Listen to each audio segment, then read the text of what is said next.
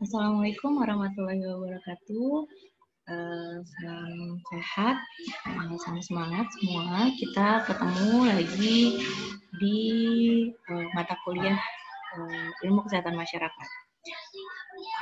Ini pertemuan pertama berarti ya.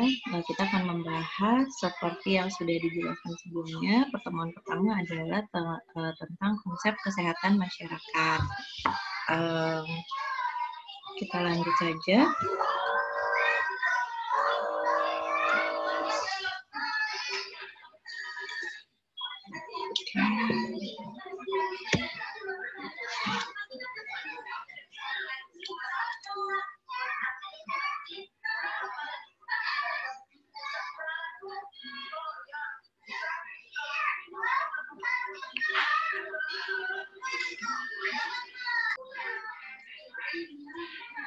Oke, untuk pembahasan ini kita akan mulai dari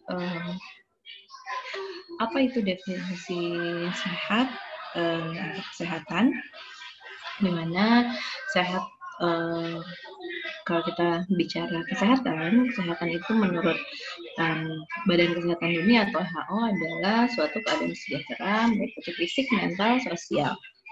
Nah, ini harus digarisbawahi ya bahwa keadaan sehat atau kesehatan itu bukan hanya terlihat dari sehat secara fisik, tapi juga harus sehat secara mental, sehat juga secara sosial, dan sehat juga secara spiritual sebenarnya. Kalau kita melihat dari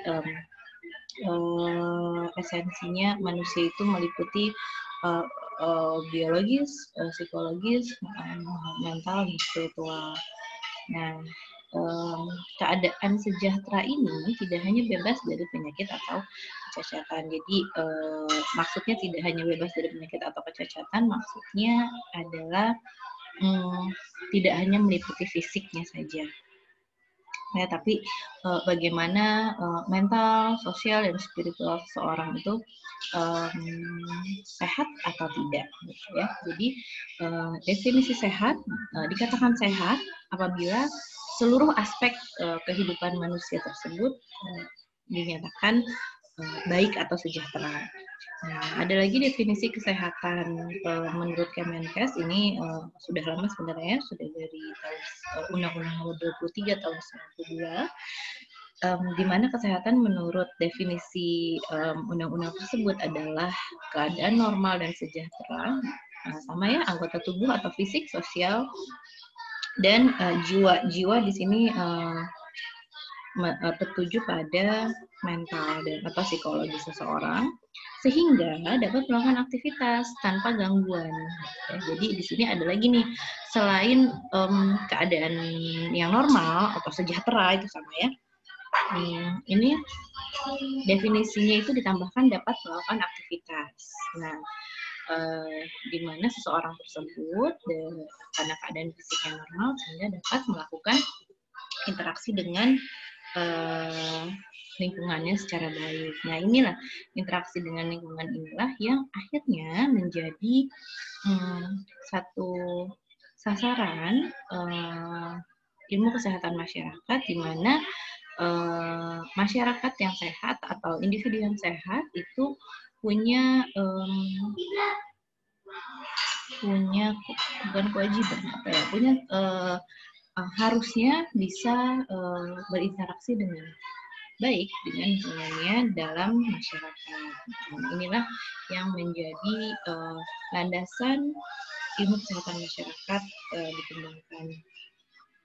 Ya, di sini di slide berikutnya ini ada juga beberapa definisi kesehatan masyarakat ya. Kalau tadi kita sudah saya sudah menjabarkan tentang definisi sehat dan juga kesehatan. Nah, di sini ada kesehatan masyarakat.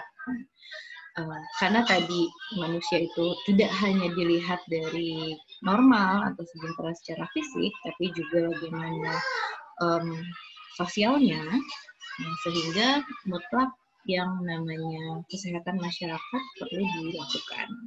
Tapi apa definisi dari kesehatan masyarakat itu sendiri? Ada beberapa definisi, yaitu dari WHO, dari Winslow, dan ada juga dari American Medical Association atau Ikatan Dokter Amerika, yang mendefinisikan beberapa definisi dari kesehatan masyarakat, yaitu ilmu dan seni. Yang pertama adalah dari WHO.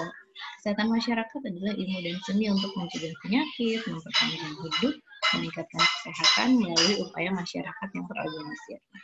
Di sini ada ilmu dan seni, berarti ini membutuhkan ilmu, ya, membutuhkan dasar pengetahuan. Berarti siapa yang bisa melakukan? Berarti yang memiliki ilmu. Nah, salah satunya adalah ilmu apa? Salah satunya adalah ilmu kesehatan masyarakat. Siapa yang mempelajari ilmu kesehatan masyarakat ini? Sebenarnya banyak keilmuan yang mempelajari kesehatan masyarakat ini dan diintegrasikan dengan keilmuannya masing-masing. Termasuk juga perawat, di mana perawat adalah tenaga kesehatan di masyarakat yang salah satu sasaran dalam asuhan keperawatan di profesi ini adalah komunitas atau masyarakat, sehingga kita harus belajar mengenai apa itu kesehatan masyarakat, ya. Kita harus tahu ilmunya sehingga kita dapat nantinya memberikan intervensi yang terbaik dan optimal bagi masyarakat. Dan seni, kenapa dikatakan seni? Karena masing-masing keilmuan ini punya kekhasannya masing-masing, punya keunikannya masing-masing, dan punya kreativitasnya masing-masing. Jadi sehingga kesehatan masyarakat ini tidak melulu akan sama, ya, dilakukannya, baik dari segi siapa yang memberikan, mungkin masing-masing punya karakteristik tersendiri, masing-masing punya etik legal tersendiri dalam memberikan intervensi. Juga selain dilihat dari siapa yang memberikan, dilihat juga dari bagaimana karakteristik masyarakat, gitu ya. Jadi masyarakat di wilayah yang berbeda pastinya memiliki karakteristik yang berbeda juga, gitu ya. Jangankan yang wilayahnya berjauhan, yang wilayahnya dekat pun kadang-kadang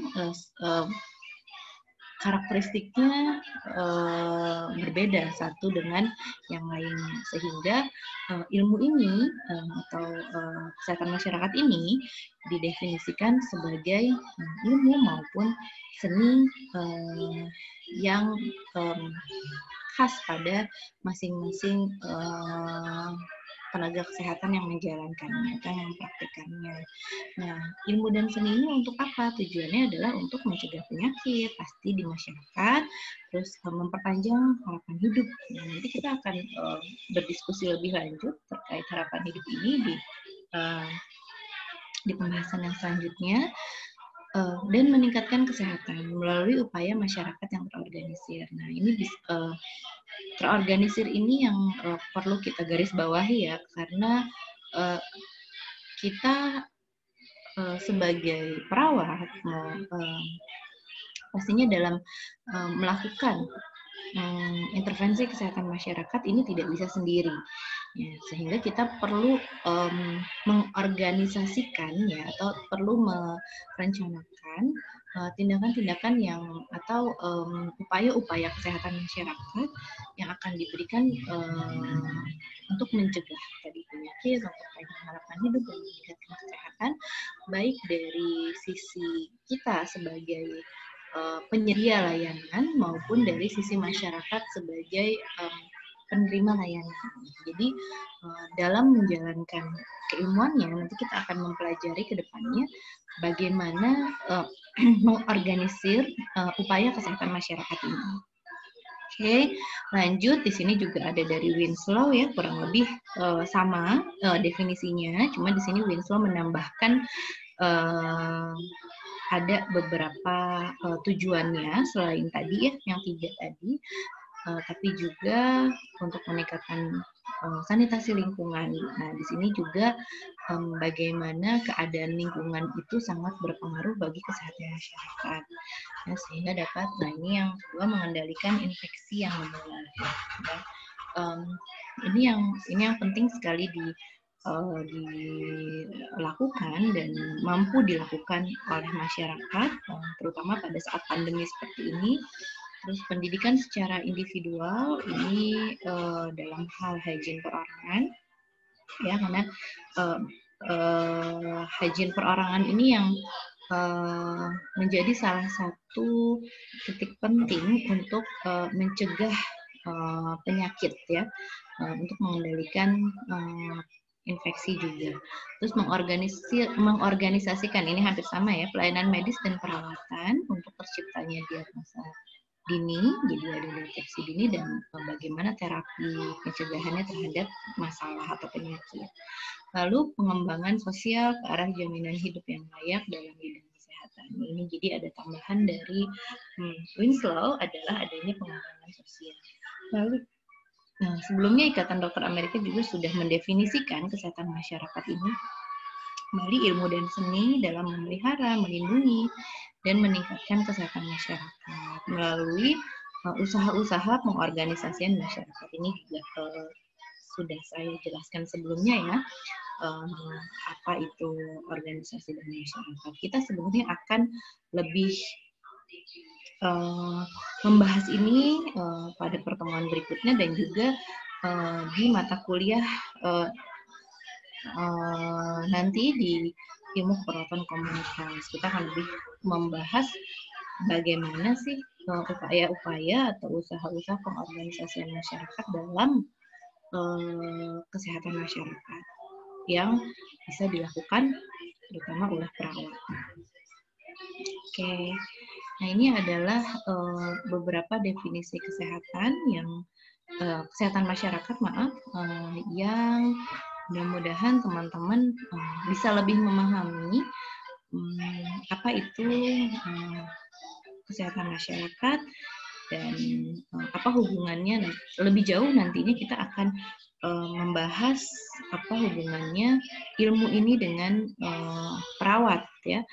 Nah, ini ada kita lihat ilmu kesehatan masyarakat seperti yang tadi sudah saya jelaskan, bahwa yang menjalankan ilmu kesehatan masyarakat ini adalah tenaga-tenaga kesehatan yang memiliki tanggung jawab di bidang kesehatan, terutama di tatanan masyarakat. Ya, di sini ada beberapa contohnya, ada kedokteran, kebidanan, keperawatan, dan lain sebagainya. Sebenarnya ada hampir seluruh profesi kesehatan ini dapat menjalankan ilmu kesehatan masyarakat ini. Nah, sasarannya apa? Sasarannya itu ada skala makro, skala besar itu adalah masyarakat, dan juga ada skala mikro. Nah, di sini ilmu kesehatan masyarakat ini adalah sasarannya ini yang membedakan ya, perbedaan. Ini yang membedakan ilmu kesehatan masyarakat dengan keilmuan kesehatan, ya. Jadi kalau ilmu kesehatan masyarakat ini sasarannya adalah skalanya makro besar, ya. Dan kalau misalkan profesi-profesi atau tenaga kesehatan, sasarannya memang individu, ya, dengan pendekatan yang berbeda. Ketika kita bicara ilmu kesehatan masyarakat, pendekatannya pasti promotif dan preventif yang lebih diutamakan. Dan keilmuan yang lebih spesifik seperti kedokteran, kebidanan, dan keperawatan ini pendekatannya lebih kepada kuratif dan rehabilitatif. Tetapi sebenarnya di keperawatan sendiri itu ada integrasi antara ilmu kesehatan masyarakat dengan ilmu keperawatan yang nanti akan dibahas di keperawatan komunitas yang sasarannya bukan lagi skala mikro, tapi juga sudah menyasar skala makro, yaitu masyarakat dengan pendekatan yang lebih ke promotif dan preventif, gitu ya. Jadi integrasi dari ilmu kesehatan masyarakat dengan ilmu keperawatan yang dapat dilakukan oleh Oke, kita lanjut lagi.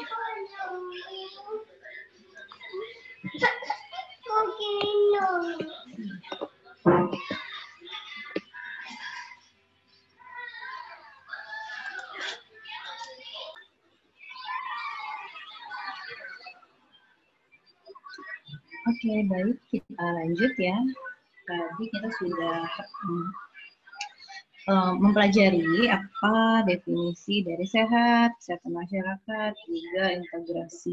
Sedikit dibahas terkait integrasi dari kesehatan masyarakat dengan keilmuan yang lebih spesifik. Kita berlanjut ke tujuan kesehatan masyarakat, terbagi dari tujuan umum dan khusus. Secara umum, memang kesehatan masyarakat ini bertujuan untuk meningkatkan kesehatan, juga kemampuan masyarakat dalam memelihara kesehatan, sehingga, nah di sini harus digarisbawahi adalah masyarakat dapat mencapai derajat kesehatan secara mandiri. Ya, kata mandiri inilah yang sejatinya menjadi tujuan baik dari kesehatan masyarakat maupun nanti integrasi dengan ilmu keperawatan, yaitu menjadikan masyarakat menjadi mandiri. Baik, lanjut untuk tadi tujuan umum, selanjutnya adalah tujuan khusus. Kalau tadi tujuan umumnya perlu digarisbawahi adalah harus mandiri. Nah, di tujuan khusus ini lebih kepada bagaimana sih mewujudkan masyarakat itu bisa mandiri dalam perilaku kesehatannya. Nah, yang pertama adalah kita harus dapat tujuannya meningkatkan pemahaman ya, baik individu, keluarga, masyarakat, kelompok maupun masyarakat tentang pengertian sehat, bagaimana menjadi sehat ya. Lalu meningkatkan kemampuan baik individu, keluarga, kelompok, dan masyarakat bagaimana mengatasi masalah. Lalu juga bagaimana masyarakat yang memerlukan penanganan, tindak lanjut, dan pelayanan dari fasilitas kesehatan ini mampu tertangannya atau terlayani. Ya, jadi di sini tujuan secara umum adalah diharapkan tiap warga masyarakat ini dapat mencapai sehat ya, yang optimal atau setinggi-tingginya baik dari fisik, mental, sosial, dan diharapkan angka harapan hidupnya juga meningkat. Ini nantinya kita akan juga membahas angka harapan hidup itu akan berkaitan dengan kesejahteraan dari penduduknya. Oke.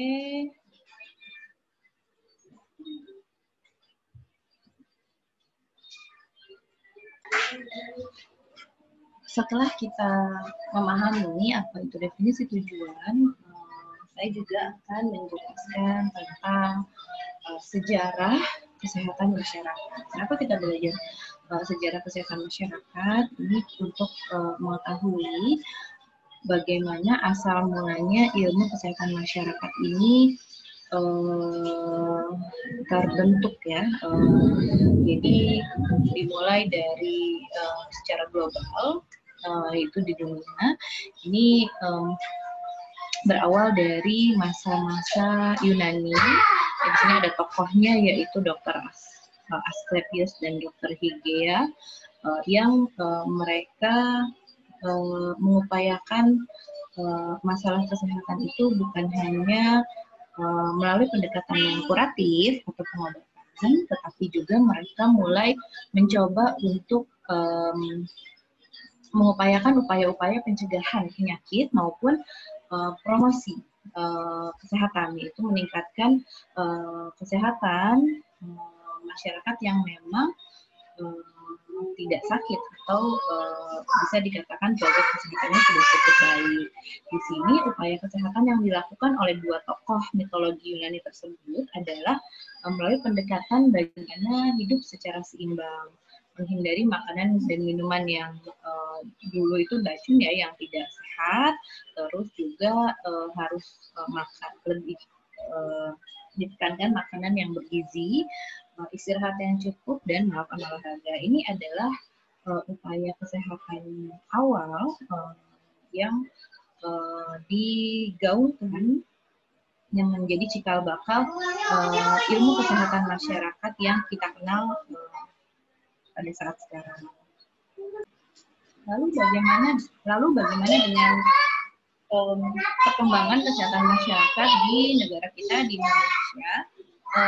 Di Indonesia mulai berkembang arah kesehatan masyarakat ini dimulai pada abad ke-16. Jadi pada saat itu memang sedang terjadi wabah cacar dan kolera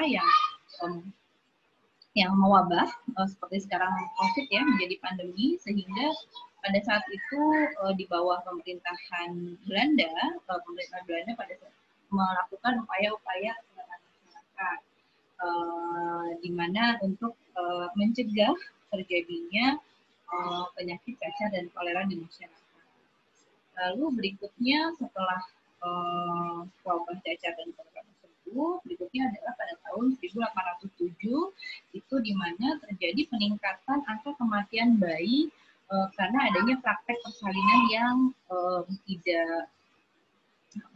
tidak sesuai standar medis ya. Jadi pada saat itu memang ya sampai sekarang ya masih banyak praktek-praktek dukun bayi yang dipercaya dapat menolong persalinan, sehingga dari mulai awal abad ke-18 tersebut pemerintah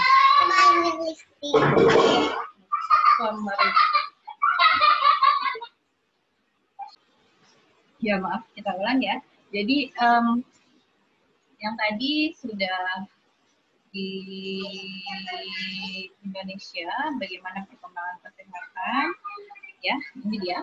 Oke, di abad 16 tadi saya sudah menjelaskan, lalu di awal abad ke-18 ini yang tadi ya, angka kematian bayi yang tinggi, sehingga pemerintah mengupayakan usaha preventif melalui pemerintahan Belanda ini ya, melalui pelatihan-pelatihan dukun bayi untuk melakukan praktek persalinan yang aman. Lalu pada akhir abad ke-18, ya, tahun 1888 ini berdiri ya pusat laboratorium kedokteran di Bandung, yang dimana pusat laboratorium kedokteran ini mereka memfokuskan pada pembuatan vaksin untuk imunisasi gitu ya, dan juga obat-obatan untuk pemberantasan penyakit seperti malaria, lepra, cacar, bagaimana gizi dan sanitasi lingkungan. Ya, sampai sekarang pun terkenal di Bandung itu ada pabrik kinar untuk malaria dan ada laboratorium yang memang sudah berdiri lama di sana. Lalu berikutnya di awal abad ke-19 yaitu pada tahun 1925 ini mulai ada seorang petugas kesehatan dari pemerintah Belanda mulai melakukan pendidikan atau penyuluhan kesehatan ya, karena tingginya mortalitas dan morbiditas pada saat itu di Indonesia, sehingga dilakukan usaha preventif yaitu dengan menggunakan cara penyuluhan kesehatan bagi masyarakat yang belum terkena penyakit. Jadi kalau sebelum-sebelumnya adalah yang diperhatikan adalah bagaimana menyediakan fasilitas kesehatan. Nah, di awal abad 19 ini sudah mulai dipikirkan atau sudah mulai dilakukan usaha-usaha meningkatkan kapasitas dari masyarakat terkait kemampuan masyarakat untuk dapat melakukan tindakan kesehatan secara mandiri melalui penyuluhan kesehatan. Lalu pada awal 1927 ini didirikan sekolah kedokteran yang pertama yaitu Sofia, yang akhirnya berubah pada tahun 1947 menjadi Fakultas Kedokteran. Di mana di sini institusi ini atau instansi ini yang punya andil besar ke depannya dalam mengembangkan kesehatan masyarakat di Indonesia. Nah, Lalu setelah berdirinya institusi pendidikan kedokteran atau kesehatan tersebut, lalu mulai karena tadi masih banyaknya praktek dukun bayi sebagai penolong dan peralatan persalinan, mulai dari tahun 1930 ini dilakukan pendaftaran. Ya, jadi dukun-dukun bayi yang melakukan praktek persalinan itu mereka harus terdaftar dan dilatih agar praktek yang mereka lakukan lebih aman. Nah, lalu juga berikutnya ada program pemberantasan penyakit pes ya, karena pada saat itu terjadi epidemi di Indonesia, dilakukan vaksinasi massal. Ini juga vaksinasi massal, imunisasi, ini juga sebenarnya menjadi salah satu bagian atau menjadi komponen dalam pencegahan sehingga masuk dalam ilmu kesehatan masyarakat. Nah, terus lanjut berikutnya ini mulai dari tahun 1951 ini inilah cikal bakal terbentuknya Pusat Kesehatan Masyarakat di Indonesia yang dimulai dengan adanya konsep Bandung atau Bandung Plan oleh Dr. Laimena dan Dr. Fatah. Ini mereka mengembangkan atau mereka mengkonsepkan bahwa pelayanan kesehatan masyarakat di mana aspek pengobatan dan aspek preventif ini tidak bisa dipisahkan gitu ya. Jadi harus ada satu lembaga atau satu institusi di tingkat primer atau di tingkat awal pertama yang langsung bersentuhan dengan masyarakat. Ini harus, karena tadi kesehatan masyarakat itu harus terorganisir, maka mereka mengusulkan ada dibentuk suatu organisasi atau terorganisir untuk untuk mengupayakan upaya-upaya kesehatan masyarakat ini. Maka dikembangkanlah pada berikutnya tahun 69 atau 70 ini kemudian institusi pelayanan kesehatan tingkat primer ini kemudian kita kenal dengan nama Puskesmas. Ini awalnya dari konsep Bandung ini.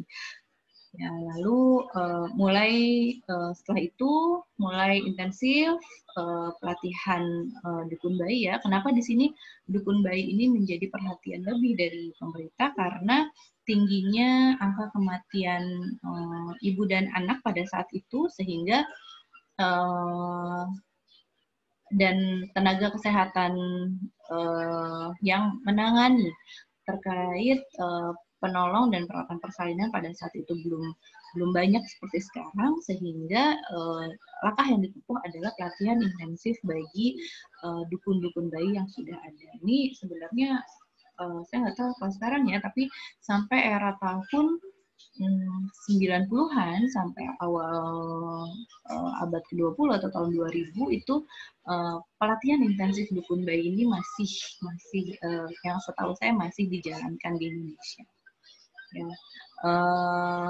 Kita lanjut, ada proyek Bekasi ya, di mana di sini tahun 56 ini sebagai percontohan awal model pengembangan kesehatan masyarakat dan pusat pelatihan. Jadi di sini sebenarnya proyek Bekasi ini merupakan proyek percontohan di mana upaya kesehatan masyarakat itu juga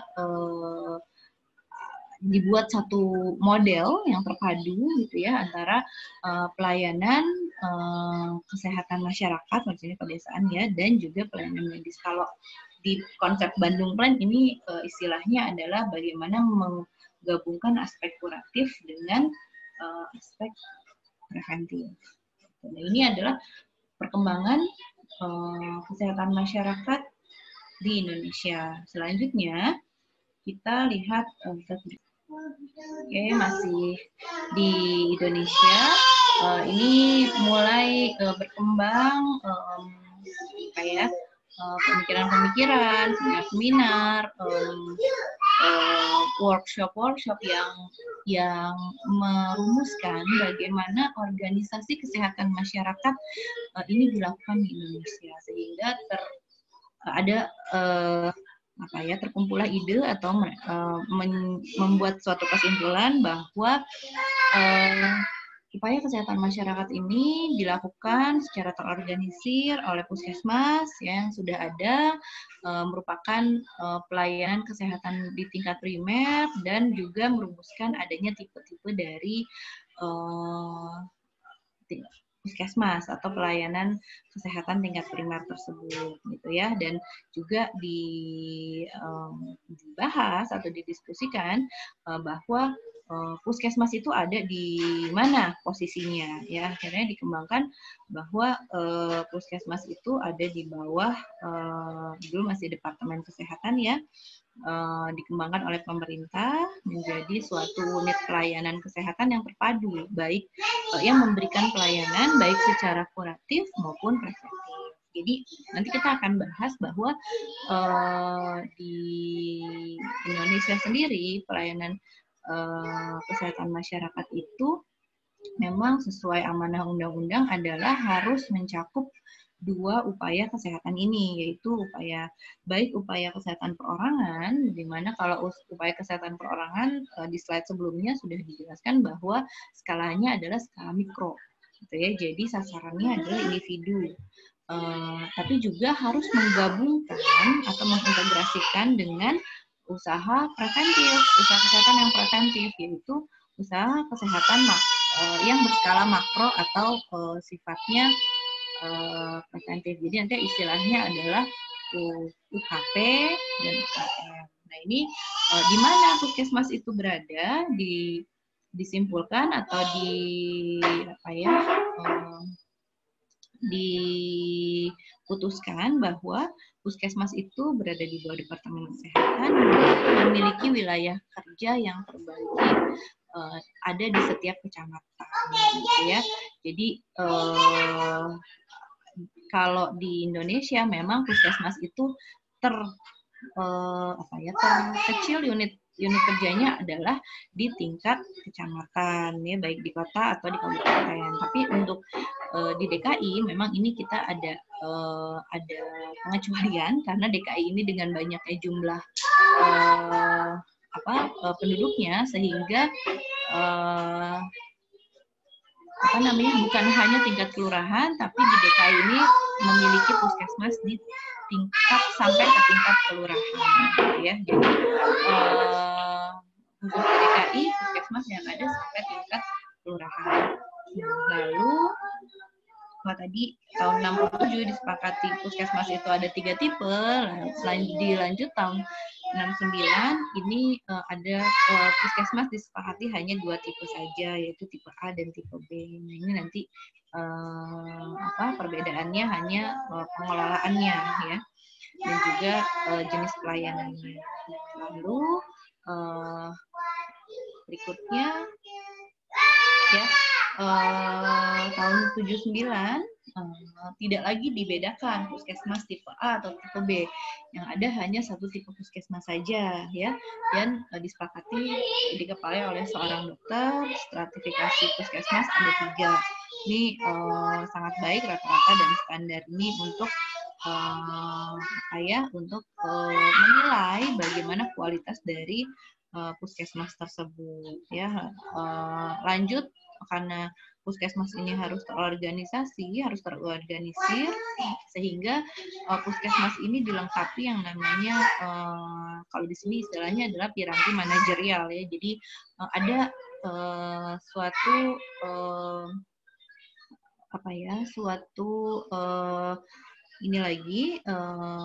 peraturan lagi dengan manajemen puskesmas yang baik gitu ya, dilakukan dari mulai perencanaan sampai dengan bagaimana evaluasi dan monitoring kegiatan yang ada di puskesmas.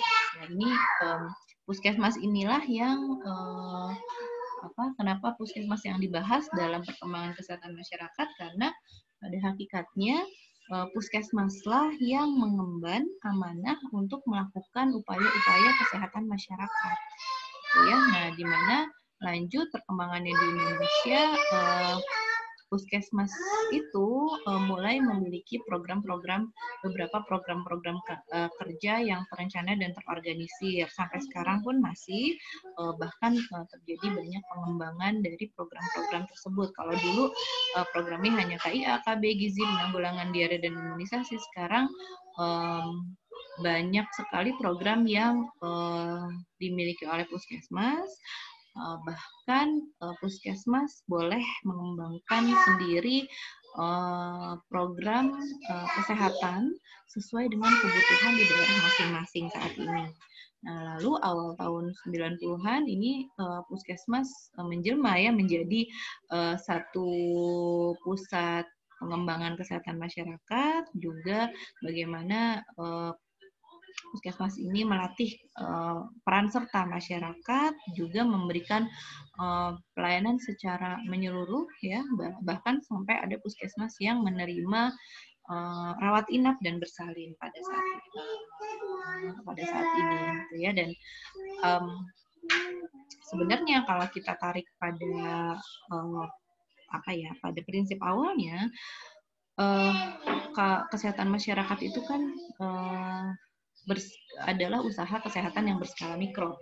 Dimana kalau skala mikro berarti harusnya pada hakikatnya lebih ditekankan pada usaha promotif dan preventif gitu ya. Tetapi pada perjalanannya, perkembangannya di Indonesia, puskesmas menjadi suatu unit terpadu di mana di situ ada usaha kesehatan baik yang berskala mikro maupun yang berskala makro gitu ya. Nah, ini yang nanti ke depan akan kita bahas apa sih kesulitannya, terus apa tantangannya ketika kita harus memadukan dua skala usaha kesehatan tersebut dalam satu institusi. Oke, kita lanjut.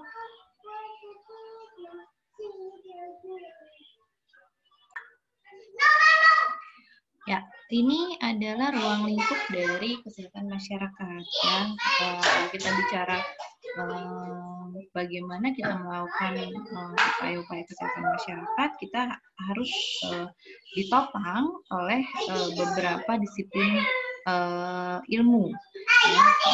Ruang lingkup kesehatan masyarakat sendiri mencakup dua disiplin ilmu, yaitu ilmu biomedis dan juga ilmu sosial, karena pelayanan kesehatan masyarakat ini kepada masyarakat, sehingga petugas pelayan kesehatan masyarakat harus memahami bagaimana ilmu sosial, bagaimana karakteristik masyarakat, sehingga tujuan kesehatan masyarakat ini dapat diterima oleh masyarakat. Selain si petugas kesehatan masyarakat tersebut harus memiliki ilmu biomedisnya.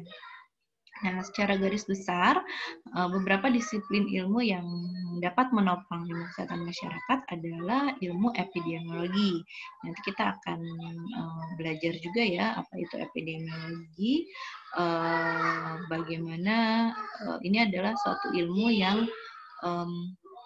melihat bagaimana perkembangan penyakit yang ada di masyarakat terutama.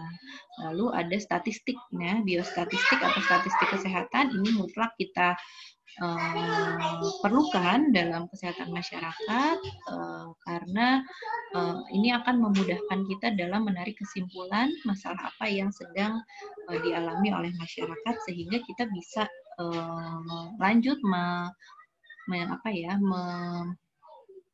menetapkan intervensi apa yang bisa kita berikan.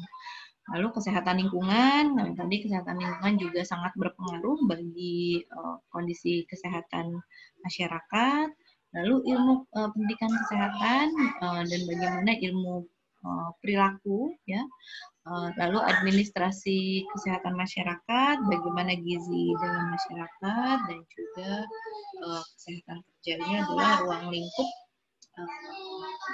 kesehatan masyarakat yang lebih jauh nantinya ini di ilmu keperawatan komunitas juga masuk menjadi ruang lingkup ilmu keperawatan komunitas. Selanjutnya tadi ya kita akan lebih di sini ada lebih penjelasan tentang ruang lingkup yang tadi kita diskusikan, ada epidemiologi, sudah ya, biostatistik, kesehatan lingkungan, pendidikan kesehatan maupun ilmu perilaku. Ini penjelasannya apa saja yang tercakup dalam masing-masing ruang lingkup tersebut. Oke.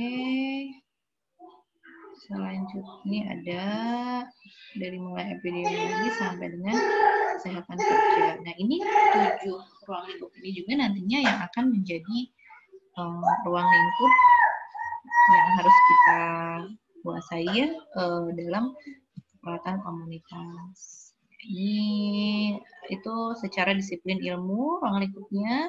Lalu ini ada ruang lingkup Kesmas secara penerapan. Jadi secara penerapannya kesehatan masyarakat ini ruang lingkupnya adalah bagaimana memberantas penyakit baik menular maupun tidak menular. Makanya dengan adanya pandemi COVID-19 ini sebenarnya ilmu kesehatan masyarakat lah yang harus paling berperan sebenarnya di garda terdepan ya, untuk melakukan pencegahan dan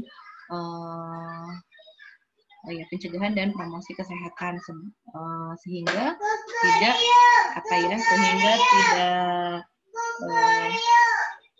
menumpuk pasien di rumah sakitnya. Kalau misalkan kesehatan masyarakatnya secara promotif dan preventifnya tidak optimal, ini bisa berakibat nanti di ujungnya di pelayanan-pelayanan kuratif akan menumpuk pasien karena banyaknya kasus yang terjadi. Lalu perbaikan sanitasi ya, terutama di tempat-tempat umum, ini juga menjadi ruang lingkup penerapan Kesmas. Begitu juga perbaikan lingkungan di pemukiman, bagaimana menjadikan rumah itu menjadi rumah yang sehat gitu ya, itu juga jadi satu bagian konsentrasi di ilmu kesehatan masyarakat. Terus pemberantasan faktor ini maksudnya penyebab dari penyakit ya.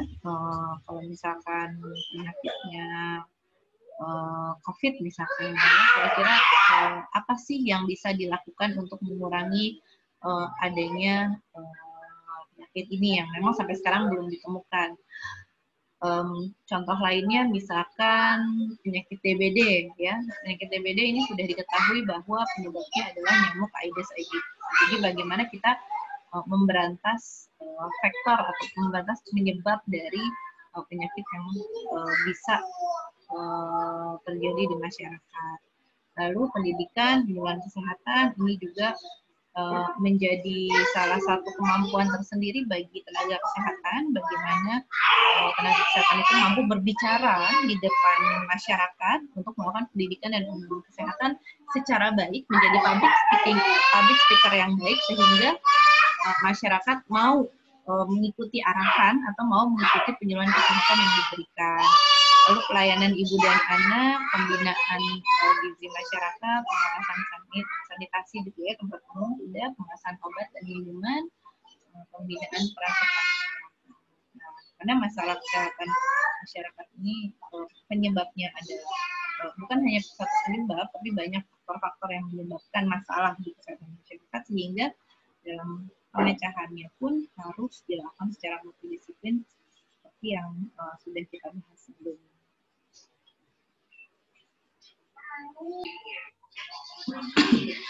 Selanjutnya masih di ruang lingkup kesehatan masyarakat, di mana usaha-usaha apa saja yang masuk ke dalam usaha kesehatan masyarakat. Di sini memang dari promotif, preventif, kuratif maupun rehabilitatif ini bisa masuk ke dalam usaha-usaha yang masuk ke dalam ruang lingkup kesehatan masyarakat. Di promotif yang bisa dilakukan adalah bagaimana usaha-usaha untuk meningkatkan kesehatan ya, seperti peningkatan gizi, memelihara kesehatan perorangan, kesehatan lingkungan, bagaimana olahraga secara teratur, istirahat yang cukup, rekreasi juga yang cukup gitu ya, sehingga derajat kesehatan seseorang itu bisa optimal atau tercapai setinggi-tingginya gitu ya. Jadi melalui usaha promotif di mana sasarannya adalah bukan hanya masyarakat yang sehat, tapi juga bukan hanya masyarakat yang sakit, tapi juga masyarakat yang sehat. Lalu untuk preventif, usaha preventif atau pencegahan penyakit, di sini nanti lebih lanjut kita akan mengenal ada level-level pencegahan. Tapi di sini secara umum preventif itu adalah usaha yang ditujukan untuk mencegah terjadinya penyakit. Bagaimana berarti sasarannya adalah masyarakat, individu maupun keluarga yang memiliki risiko. Jadi kalau tadi promotif itu yang sehat itu maksudnya bisa juga tidak ada risiko sama sekali. Kalau preventif, ini perbedaannya adalah sasarannya dia memiliki risiko yang lebih tinggi dibanding mereka yang sehat ya. Sehingga usaha-usaha preventif ini mencakup pemberian imunisasi pada bayi, anak, ibu hamil, atau vaksinasi terkait adanya penyakit yang sedang terjadi, terus pemeriksaan kesehatan secara berkala untuk mendeteksi penyakit secara dini juga masuk ke dalam tindakan preventif. Lalu ada usaha kuratif atau pengobatan. Di sini adalah usaha yang ditujukan kepada mereka yang sakit, baik individu, keluarga maupun masyarakat, untuk dapat diobati secara tepat sehingga dapat kembali sehat. Lalu upaya rehabilitatif atau pemeliharaan kesehatan masyarakat ini ditujukan sasarannya adalah pada mereka yang baru pulih dari penyakit. Jadi tadinya sakit diberikan pengobatan, lalu berikutnya adalah bagaimana usaha rehabilitatif ini dilakukan, ya. Atau bisa juga tidak pulih ya, karena ada beberapa penyakit degeneratif yang memang kita tidak bisa menyebutnya pulih, seperti misalkan diabetes mellitus gitu ya, itu kan lifetime ya, seumur hidup itu bukan suatu penyakit yang bisa disembuhkan karena masalahnya terjadi pada organ dalam tubuh manusia, sehingga apabila gejala yang dialami sudah tidak terasa atau sudah hilang, berikutnya adalah bagaimana upaya rehabilitatif mencegah muncul kembali gejala penyakit yang diderita sehingga perlu mendapatkan usaha kuratif, gitu ya, sehingga tidak perlu maksudnya supaya tidak perlu mendapatkan usaha kuratif, jadi diberikan usaha rehabilitatif. Selanjutnya di slide kita lihat ada faktor-faktor yang dapat mempengaruhi derajat kesehatan. Ada faktor lingkungan, perilaku, pelayanan kesehatan maupun faktor keturunan. Di mana status kesehatan ini bisa dipengaruhi oleh keempat faktor ini, ya. Lingkungan, bagaimana keadaan lingkungannya, ya, terus juga bagaimana budaya juga masuk ke dalam faktor lingkungan. Lalu faktor perilaku, di sini dari individunya atau dari masyarakatnya, bagaimana sikap masyarakat terhadap suatu penyakit atau suatu masalah kesehatan, lalu bagaimana gaya hidup yang dilakukan sehari-hari, terutama yang tidak mendukung kesehatan. Lalu bagaimana sih pelayanan kesehatan yang ada di masyarakat, baik dari 4 upaya tadi. Adakah pelayanan kesehatan yang sifatnya promotif, preventif, kuratif maupun rehabilitatif, ya, sehingga masyarakat terfasilitasi untuk usaha-usaha kesehatan masyarakatnya. Di sini pun ada faktor keturunan, ya, di mana faktor ini sebenarnya persentasenya kecil untuk dapat mempengaruhi status kesehatan, tetapi juga menjadi salah satu faktor yang dapat mempengaruhi kesehatan. Oke, kita lanjut.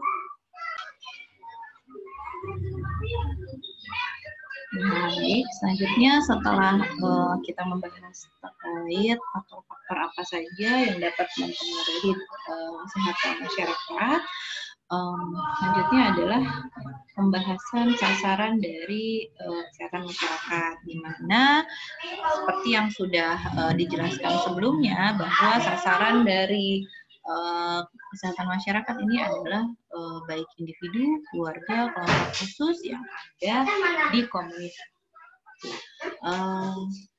Sasaran ini baik yang sehat maupun yang sakit atau yang memiliki masalah kesehatan. Ya. Untuk individu ini adalah perseorangan ya, masing-masing dari anggota keluarga, terutama apabila memiliki masalah kesehatan atau memiliki ketidakmampuan merawat diri yang dapat mempengaruhi anggota keluarga lainnya. Ini baik secara fisik, mental maupun sosial. Keluarga adalah kumpulan dari individu dan merupakan unit terkecil dari masyarakat, di mana di dalam keluarga ini terdapat beberapa subsistem dalam keluarga.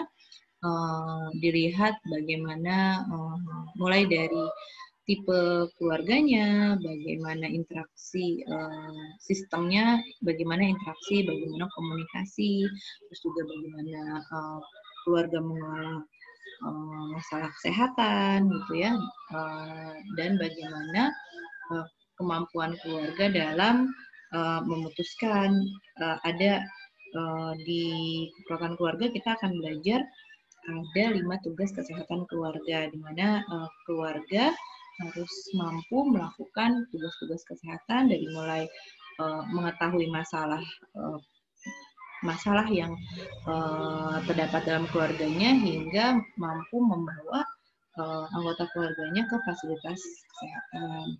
Lanjut adalah kelompok khusus, di mana kelompok khusus ini adalah kumpulan individu dalam masyarakat yang memiliki karakteristik tertentu yang sama, ya. Bisa kelompok khusus ini kita golongkan dalam kelompok umur, ya, atau juga kebutuhan kesehatan khusus seperti ibu hamil, bayi baru lahir, anak balita, usia sekolah, usia lanjut, ya.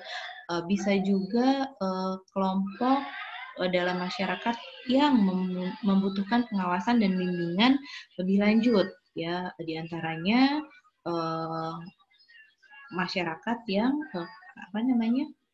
bagian dari masyarakat yang menderita penyakit baik menular maupun tidak menular. Bisa juga kelompok dalam masyarakat yang punya risiko terserang penyakit tertentu, ya. Bisa wanita tokafila, terus kelompok penyalahguna obat-obatan dan narkoba, kelompok-kelompok pekerja tertentu dan lain sebagainya. Lalu juga di kelompok khusus ini ada lembaga-lembaga atau institusi-institusi yang terdapat di masyarakat, bisa lembaga sosial, bisa perawatan, rehabilitasi seperti panti werda, panti asuhan, rehabilitasi nafza, gitu, dan atau juga penitipan anak yang terdapat dalam masyarakat yang sedang dilakukan pembinaan, ya. Nah, ini adalah sasaran kesehatan masyarakat. Sasarannya atau tujuannya adalah pelayanan kesehatan ibu dan bayi. Indikatornya ini ada ya, meningkatnya kunjungan ibu hamil sampai meningkatnya kunjungan BBRR yang ditangani nakes. Intinya adalah pelayanan kesehatan ibu dan bayi itu indikator peningkatannya adalah juga ditandai dengan indikator-indikator ini, terutama intinya adalah adanya peningkatan kunjungan dari klien yang memang menggunakan layanan kesehatan ibu dan bayi. Lalu meningkatnya pelayanan anak pra sekolah dan usia balita dan prasekolah, ya. Nah, ini indikatornya ada meningkatnya deteksi tumbuh kembang, meningkatnya pemeriksaan kesehatan siswa, meningkatnya pelayanan kesehatan remaja, terus juga meningkatnya pemantauan pertumbuhan balita. Ini indikatornya meningkatnya kenaikan berat badan balita, menurunnya berat badan balita di bawah garis merah. Terus meningkatnya pelayanan gizi masyarakat, ini indikatornya meningkatnya. Ini adalah pelayanan-pelayanan sebenarnya yang ada di puskesmas ya. Pertama indikatornya apa keberhasilannya. Ini nanti bisa dilihat untuk program pelayanan KIA untuk obstetrik dan neonatal. Ini ada indikatornya, bagaimana pelayanan gawat darurat dilakukan, indikator keberhasilannya apa, terus pelayanan pengobatan dan perawatan. Ini ada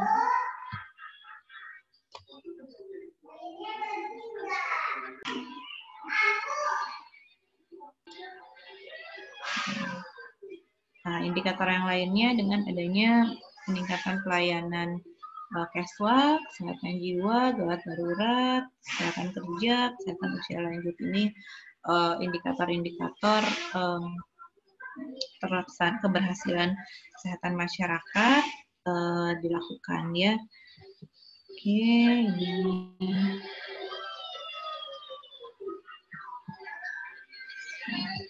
baca terkait pencegahan pemberantasan HIV/AIDS, pencegahan pemberantasan penyakit-penyakit menular ini ya, HIV/AIDS, DBD, diare, malaria. Ya, ini juga masih indikator pelayanan penyakit menular. Ini ada indikator kesehatan lingkungan, juga adanya penyuluhan terkait perilaku sehat. Ya, ini masuk ke dalam ruang lingkup ya yang dilakukan. Oke, sekian materi untuk pertemuan pertama ini. Apabila nanti ada pertanyaan yang ingin disampaikan yang berhubungan dengan materi ini, saya siapkan untuk diskusi ya, diskusi di bawah